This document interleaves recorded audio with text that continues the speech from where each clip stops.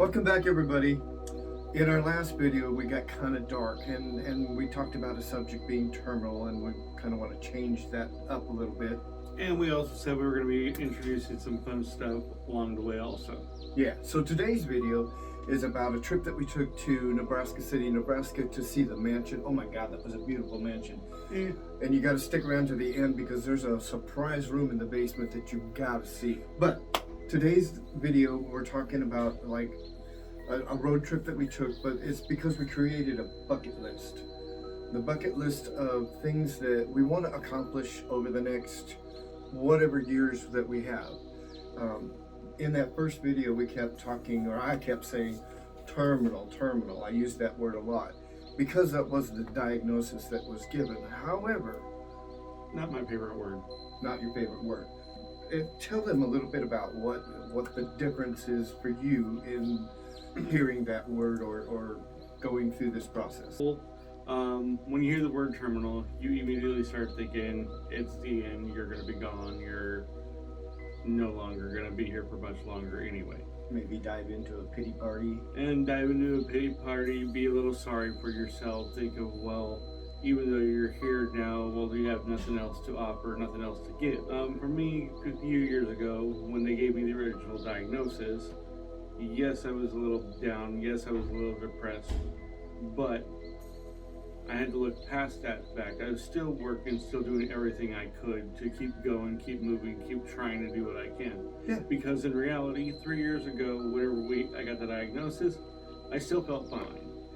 Back then, they gave me the diagnosis. Unfortunately, that's all I got.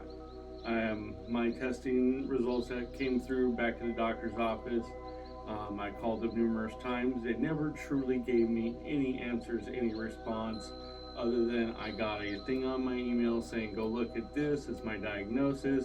It literally says stage 4 cirrhosis.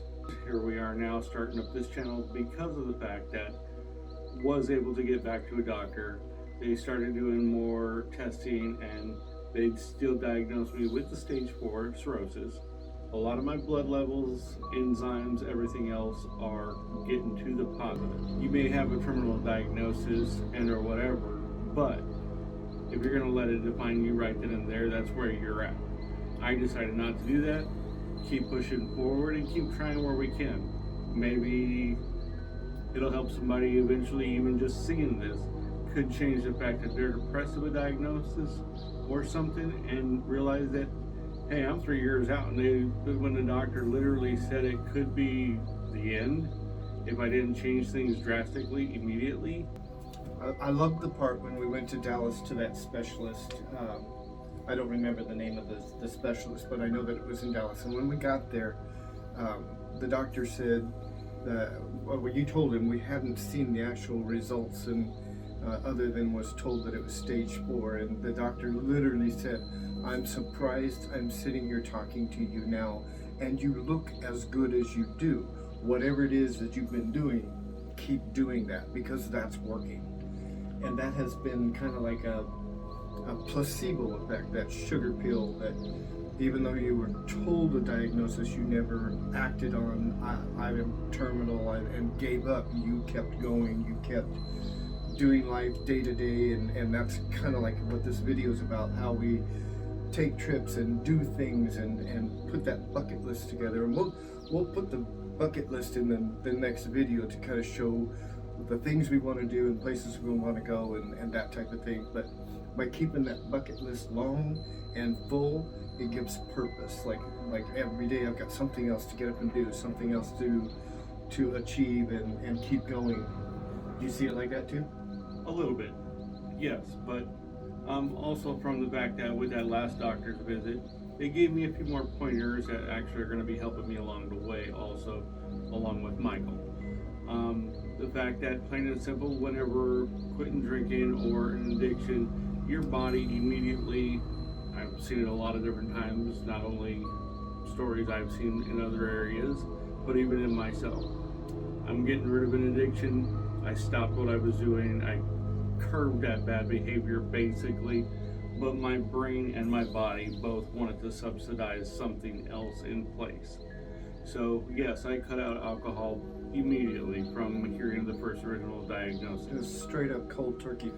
And it was hard. Yeah. But many other things. My brain straight cold turkey, wouldn't take Tylenol, wouldn't take any other medications, just because my fear was at that time was everything processes through your liver eventually. Yes. And if you have more medications, if it's not something good for your body, it's going to hurt you in the long run. Talking with the new doctor, they were able to help me, one, with the sugar cravings. Sugar cravings was my biggest one whenever I quit alcohol. I was never a donut person. Yeah, I like my cake, as you can tell.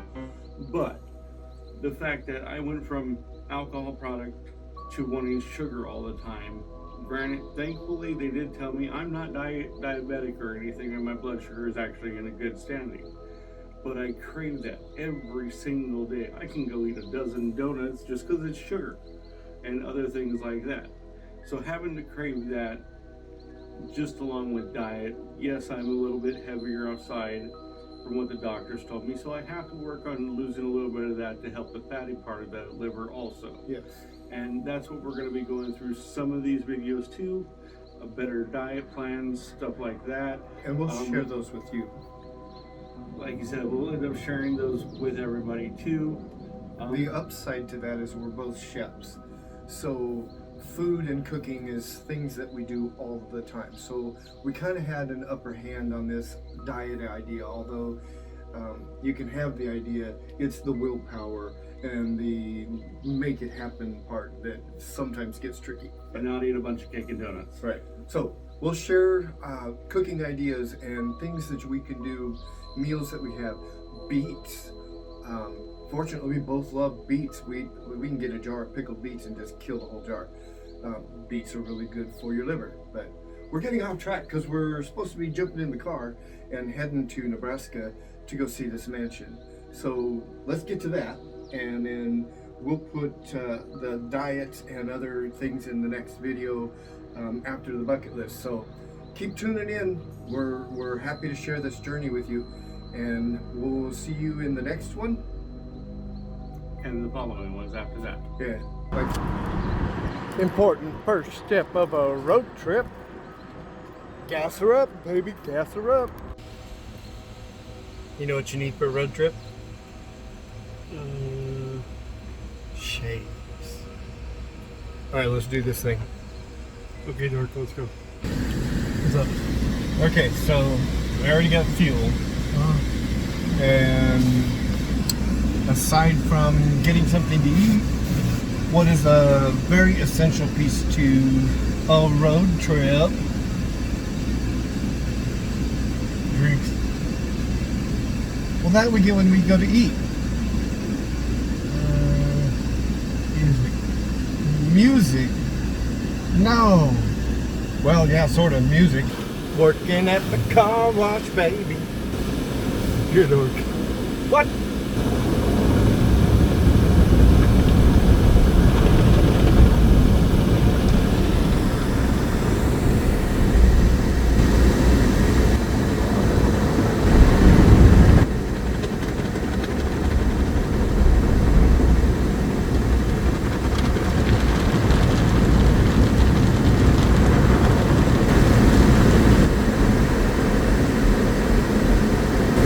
Oh yeah, baby.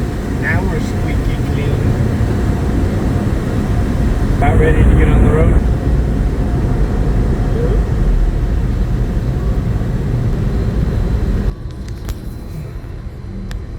This is the part I hate about Texas. Like, the on-ramps are like crazy.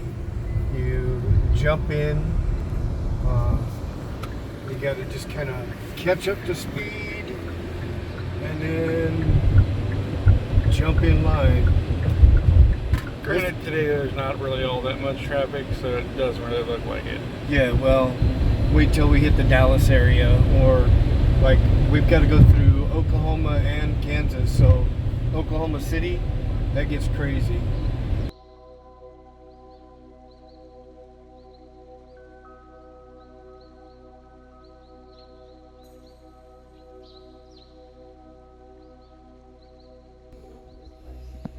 Absolutely, and you can take pictures